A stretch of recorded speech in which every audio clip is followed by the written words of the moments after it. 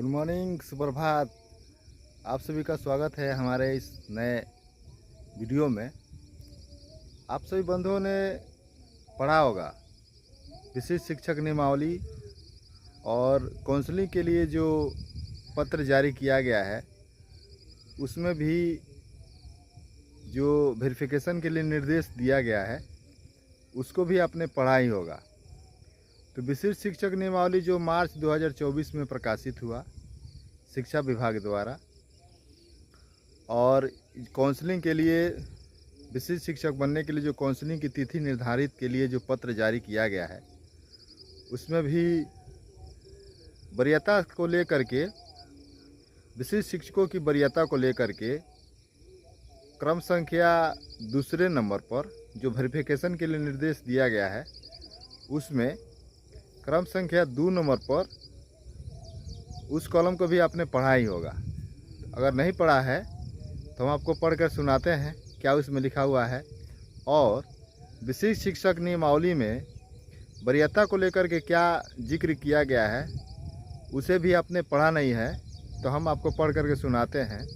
उसके बाद इस पर हम चर्चा करते हैं कि क्या जिक्र किया गया है और विशिष्ट शिक्षक का भविष्य क्या हो सकता है। आपने जो पत्र में नहीं पढ़ा होगा तो हम आपको पढ़ करके सुनाते हैं। जो काउंसलिंग के लिए डॉक्यूमेंट्स वेरिफिकेशन के लिए विशिष्ट शिक्षक का फॉर्म भरते समय आपने जो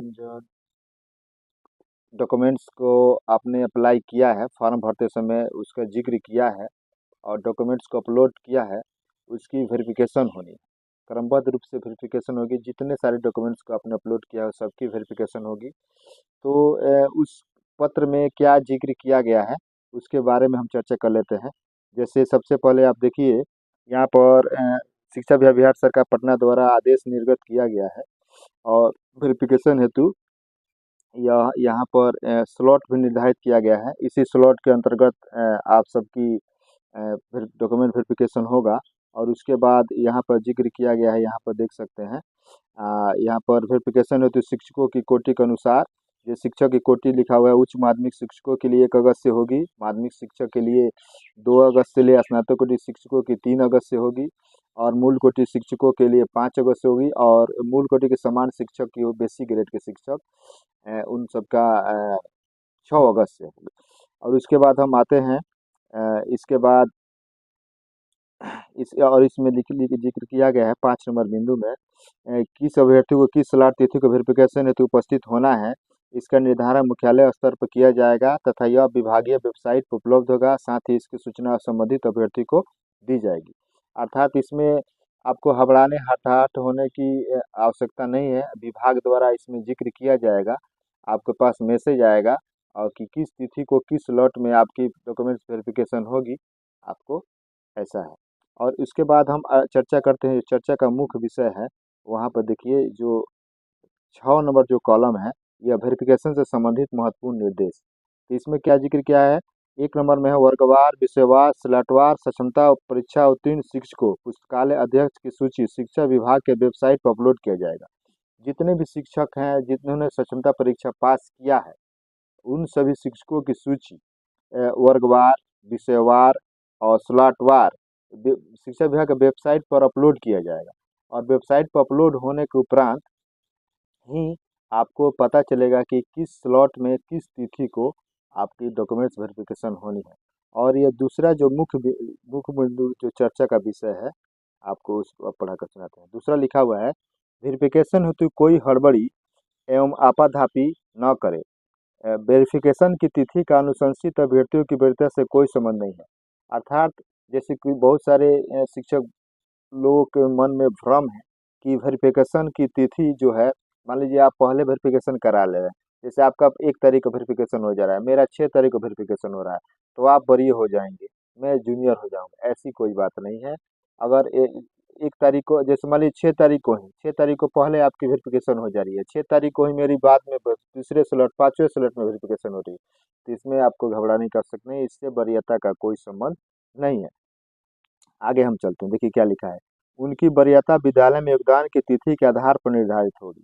अब यहाँ पर जिक्र किया गया है यह जो पत्र जारी किया गया है इसमें यह जिक्र किया गया है कि उनकी वरीयता का निर्धारण विद्यालय में योगदान की तिथि से होगा। यानी कि जो विशिष्ट शिक्षक विद्यालय में पहले योगदान करेंगे वे वरीय बने जाएंगे। अर्थात इसके कहने का मतलब है कि पहले आओ पहले पाओ, और जो पहले योगदान करेंगे उन्हें पहले वरीय माने जाएंगे, और जो बाद में योगदान करेंगे उनसे जूनियर माने जाएंगे। यह इस पत्र के अनुसार यह कह रहा है। अब हम बात करते हैं कि नियमावली में क्या लिखा हुआ है। जो विशिष्ट शिक्षक की नियमावली है उसमें क्या लिखा हुआ है। अब देखिए, विशिष्ट शिक्षक की जो नियमावली है उसमें क्या लिखा हुआ है, हम उसको आपको पढ़ कर बताते हैं। ये देखिए, यहाँ पर आइए, यहाँ पर वेतन वरीयता, यहाँ पर वरीयता का जो जिक्र है यह किया गया है। देखिए, इसमें आपने पढ़ा नहीं होगा, अगर पढ़ लिया होगा तब अच्छी बात है, लेकिन फिर भी हम आपको पढ़ करके बता रहे हैं क्या लिखा हुआ है वरीयता के लिए। जिला स्तर पर विशिष्ट शिक्षकों की एक वरीयता सूची संधारित की जाएगी। जिला स्तर पर जो विशिष्ट शिक्षक योगदान कर लेंगे तो उनकी एक वरीयता के लिए एक सूची जारी की जाएगी।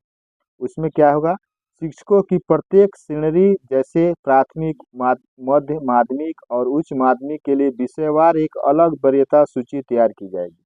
और शिक्षकों की प्रत्येक श्रेणी जैसे कोई शिक्षक बेसिक ग्रेड में है, कोई स्नातक ग्रेड में है, कोई हाई स्कूल में है, +2 में है, तो ऐसे इन सभी शिक्षकों की वरीयता के लिए एक सूची तैयार की जाएगी, वो भी जिला स्तर पर।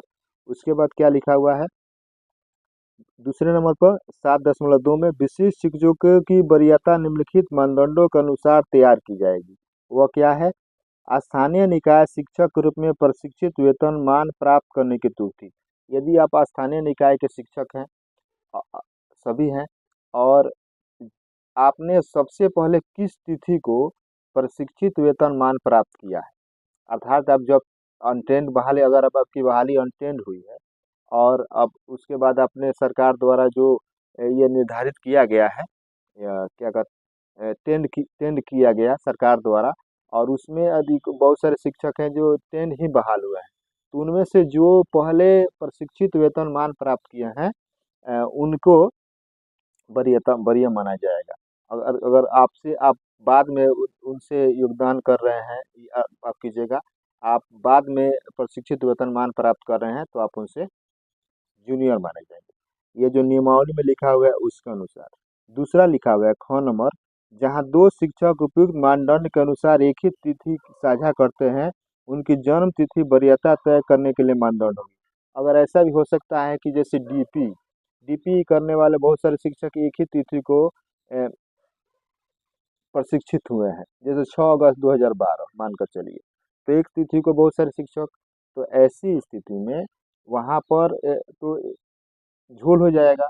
एक ही तिथि को सभी, और एक ही तिथि को योगदान कर रहे हैं, और एक ही तिथि को प्रशिक्षित वेतनमान प्राप्त कर रहे हैं, एक ही तिथि को प्रशिक्षित भी हुए हैं, तो वहाँ पर ऐसी स्थिति में उनके जन्म तिथि का आधार माना जाएगा कि किस शिक्षक का जन्म पहले हुआ है, उस स्थिति में वह वरीय माने जाएंगे।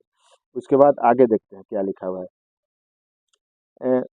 जहाँ दो शिक्षक उपयुक्त मानदंड ख के अनुसार एक ही तिथि साझा करते हैं तो अंग्रेजी वर्णमाला में शिक्षक का नाम वरीयता तय करेगा।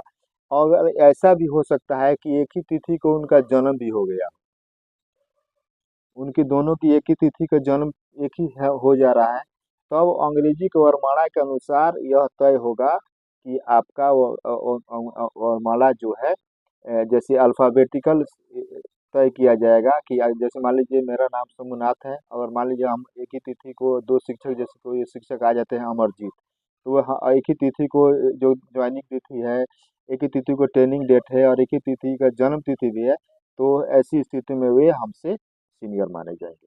उसके बाद घ नंबर में क्या लिखा है, उपयुक्त मापदंडों में फिट नहीं होने वाले किसी अन्य मामले का निर्णय विभाग द्वारा किया जाएगा। अगर किसी प्रकार का निर्णय नहीं हो पाता है ऐसी स्थिति में, तो विभाग यह तय करेगा कि कौन वरीय होंगे। यह पत्र में, यह जो शिक्षा विभाग द्वारा जारी किया गया है नियमावली, आपको हम बताते हैं कि किस तिथि को किनके हस्ताक्षर के यह जारी हुआ है। यह जारी किया गया है जो नियमावली, उस नियमावली में बिहार गजट द्वारा जो है उसमें यह जिक्र किया गया है, यह जारी किया गया है। तो इसके अनुसार आप तय कर सकते हैं कि कौन वरीय होगा। आपको इसमें घबराने घबराने की आवश्यकता नहीं है कि विद्यालय में योगदान जो पहले करेंगे वही वरीय होंगे।